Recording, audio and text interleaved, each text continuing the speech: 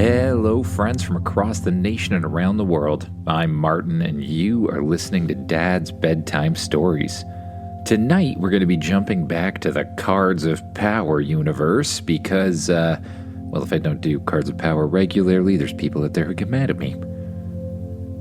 Anyway, I'm going to base it on 3 suggestions. I think I can fit them all in, so let's check out the first one. Hi, my name is Coulson, and I have a suggestion for the Cards of Power series where you find a grass dragon and it's harder than you expected. I love you. I love your podcast. Bye. Great suggestion there. Let's check out the second one. Hey, my name is Cedric, and I'm 7 years old. I would like to suggest a fireball Gasling that looks like a fireball but Gasling, and you battle it against a card holder that has that card. All right, great suggestion there too. I'm imagining that as like a gas creature, like a living gas creature that's on fire. And let's check out our last one. Hello, my name is Isaac. I have a suggestion for the Cards of Power series. I want an episode where you tie someone in a battle. The end. Bye. I love your podcast. Perfect. Tie someone in a battle. So obviously we're going to need to go somewhere where we can battle other card holders, and I think that's the perfect place to go next in the Cards of Power series. So that's what we're going to do tonight. If you like the Cards of Power series, then you should consider buying the Cards of Power book. It's sort of based on episodes 1 to 17 with a main character named Carter. And I really like it. You can search for it on Amazon, Cards of Power by Martin Gage.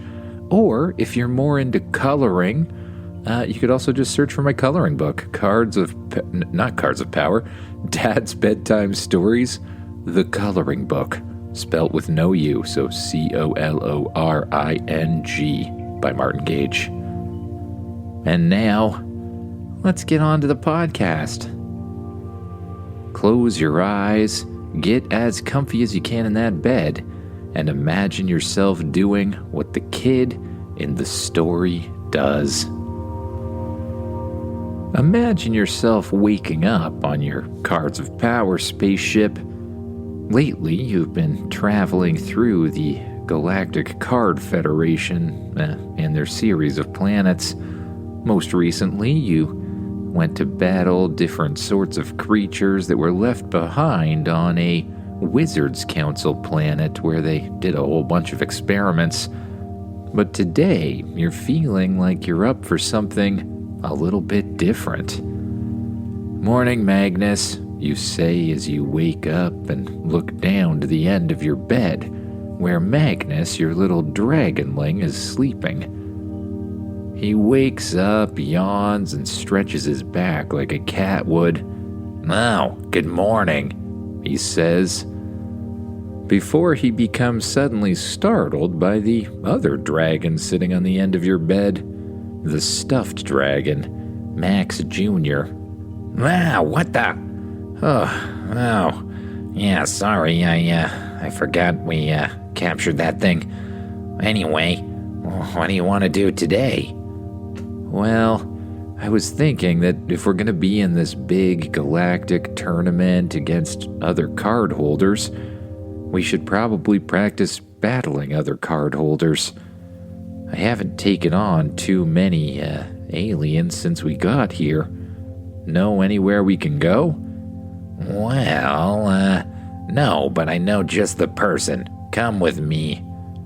Magnus leads you out of the bedroom and down a long metal corridor to the control center of the ship, where an entire team of mechanical elves and one mechanical axolotl are still making everything run. Good morning, Axe, Magnus says. Listen, the kid here was hoping to go battle some other card holders. Got anything in that system about a planet where people like to spar or scrimmage or, battle each other, that sort of thing? He says. That is an excellent idea, Axe replies. Let me look through the computer system. Axe hops over to one of the consoles and starts rapidly pressing buttons. Interesting. I believe I found one here, Centauri Prime 1. It looks like a planet where people do all sorts of sparring. Large sections of it are devoted to card matches. Apparently, you can sign up for tournaments or sign up for one-on-one battles. Would you like me to set a course there? Axe asks. Magnus looks at you. Your call, kid, he says. Yeah, that sounds like exactly what we need. Setting course, Axe responds, and begins pressing another series of buttons and yelling at the mechanical elves. Before long, the ship points away from the wizarding world and jumps to some sort of high-speed wormhole-like travel. After a few hours, the ship suddenly stops, floating over top of a planet that looks a little bit like Earth, only covered in more metal than you're used to. Green, white, blue, and gray, with all sorts of artificial lights. Axe flies the ship down through the atmosphere, below the clouds, and above a large mechanical city. A city that looks like it's filled entirely by stadiums. You come across a large parking lot. The ship opens up its landing gear and clanks down. We're here. All right, have a good time. Try not to lose anyone, Axe says. You and Magnus head down the hallway and out the back of the ship. You walk through the large open parking lot over to a stadium-looking building. There's a whole bunch of different aliens outside. Some that look like they're made of goop, some that are entirely green, and a little blue alien with eyes that shoot up above its head and sort of bobble around. Excuse me, you say. Do you guys know where somebody can get a good card battle? Good card battle? You've come to the right planet, the alien with the little bobbly blue eyes says. Well, there's lots of stadiums around here, but you happen to be right beside the good one. This here's a stadium where you can sign up for on-the-spot battles. People come here to face off against others. They bet cards or money, whatever it is. Just head in that door there and they'll help you out.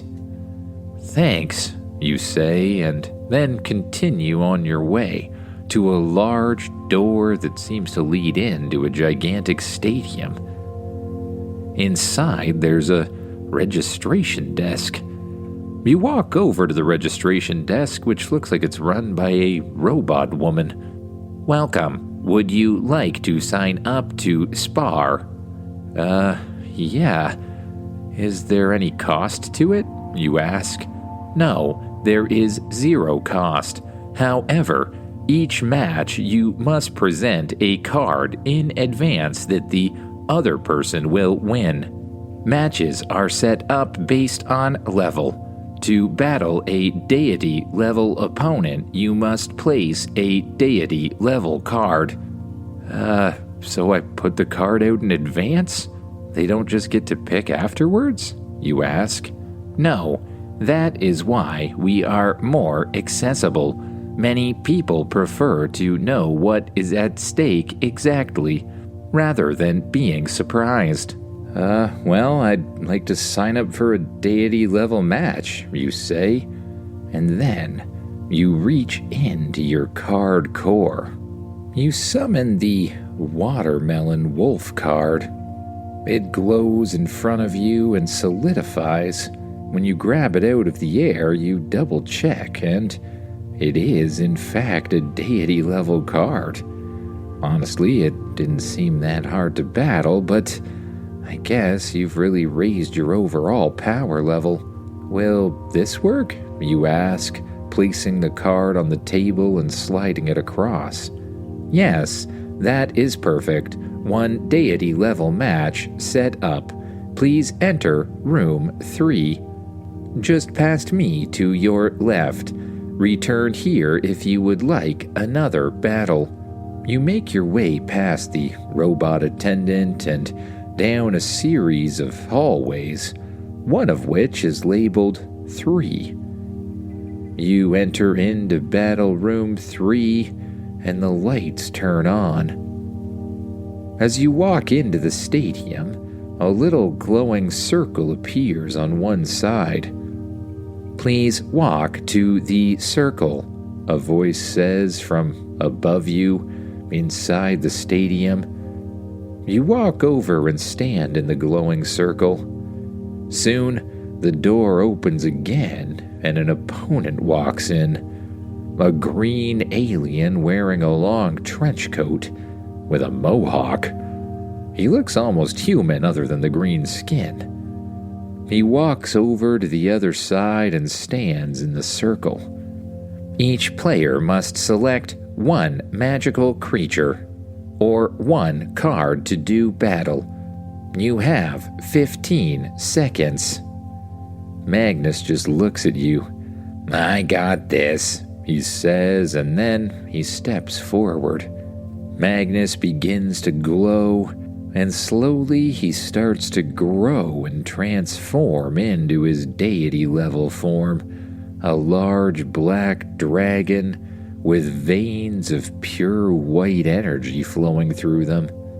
Across from him, the other person, the green mohawked person's card core, begins to glow as well. A card appears in front of him and then reforms itself into another dragon. A dragon about the same size as Magnus, only it looks like it's entirely green. Likely a, nature type or grass type or whatever. Battle to begin in 3, 2, 1. A buzzer sounds, and immediately the other dragon jumps forward. Vines shoot out from under its feet, rising up from the dirt floor of the stadium, and attempt to wrap around Magnus. Magnus instantly lights up with white-hot flames and kind of does an area of attack burst, burning all of the vines around him.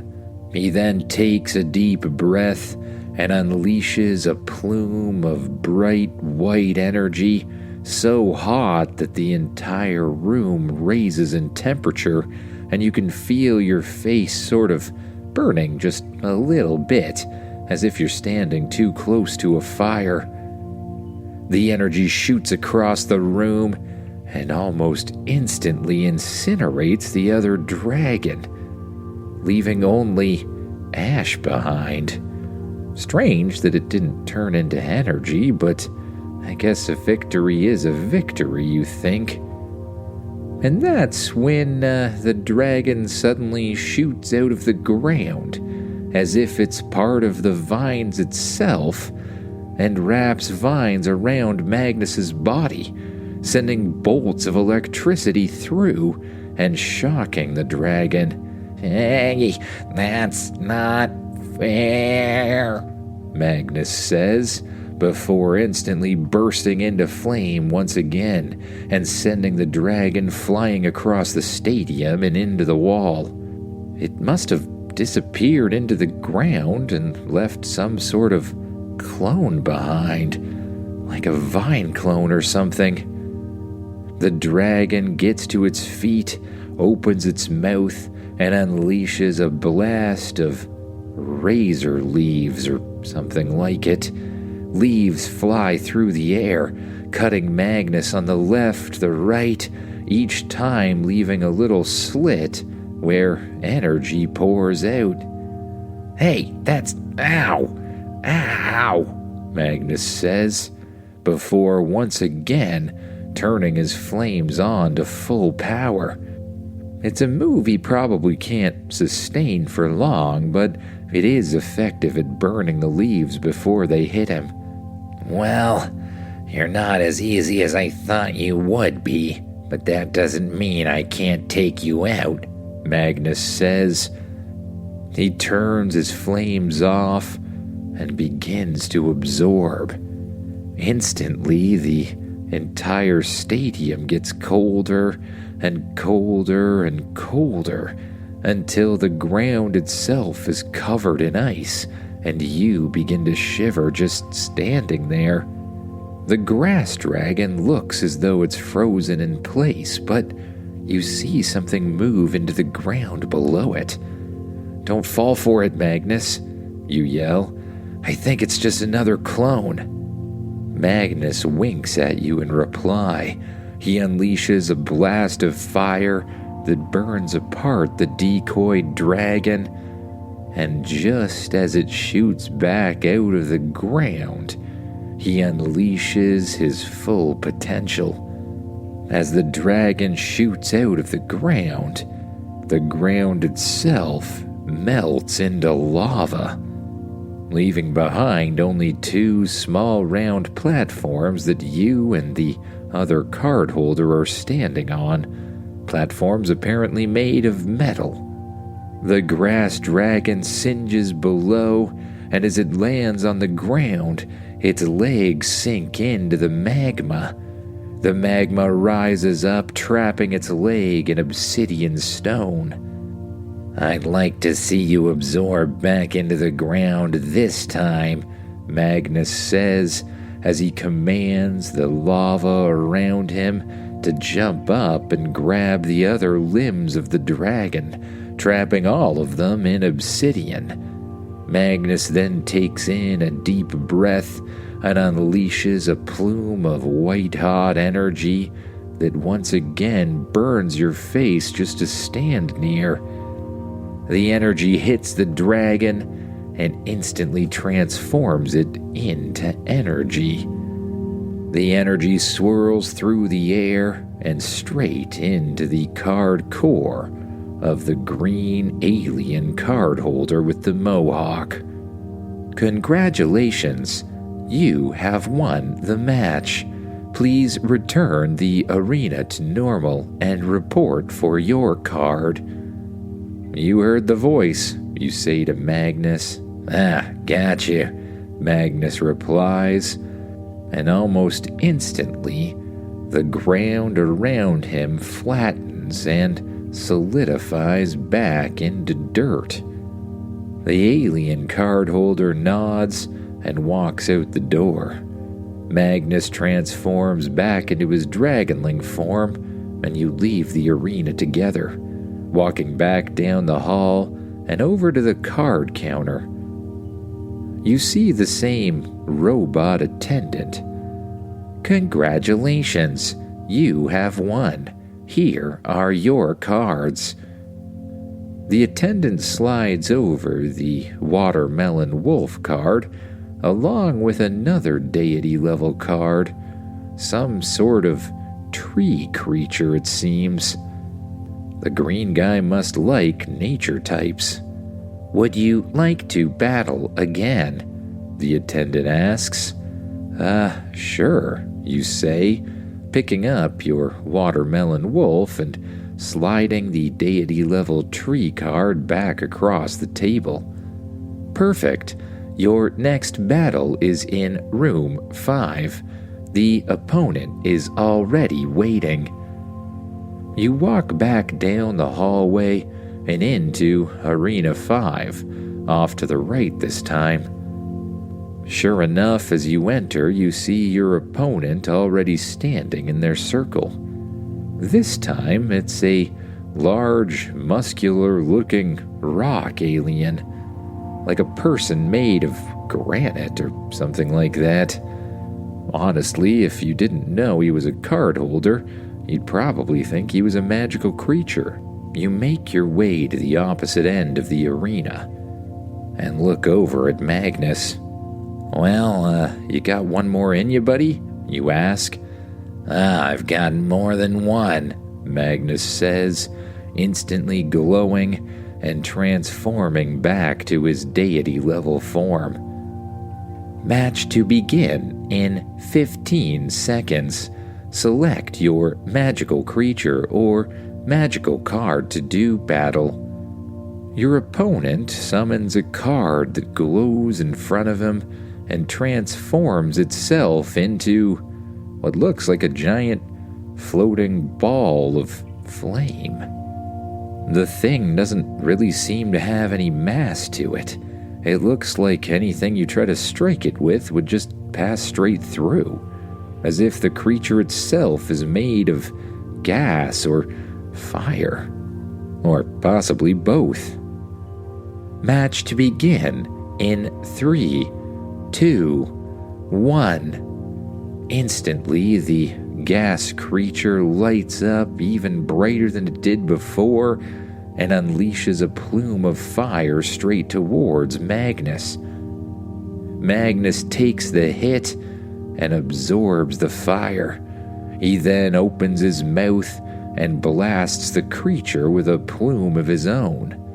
The creature dodges to the right and blasts out a whole bunch of individual fireballs that start floating around the arena and blasting down one by one. Each time they hit the ground, they explode. Magnus starts to run through the arena, dodging left and right as the ground around him explodes.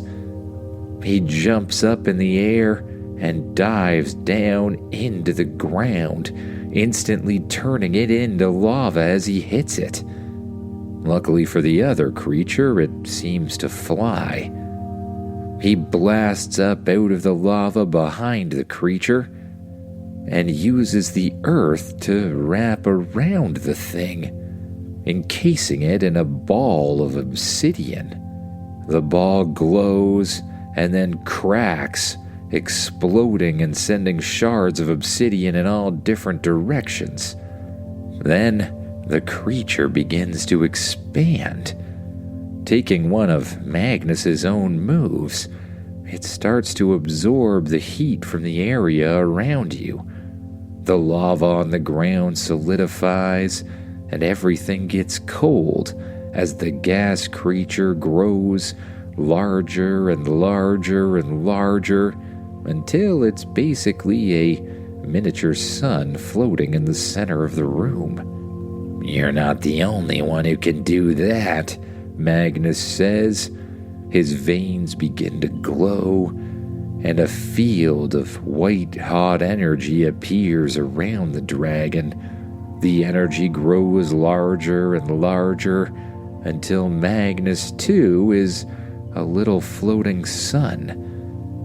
The two suns take turns unleashing blasts of energy at each other, but each time they hit, they just absorb. Then, the two suns push together, pushing into each other, against each other, and attempting to fight for dominance. They both glow as bright as they possibly can. A protective shield suddenly appears around the little circle. Apparently, the safety mechanisms in the room have popped on.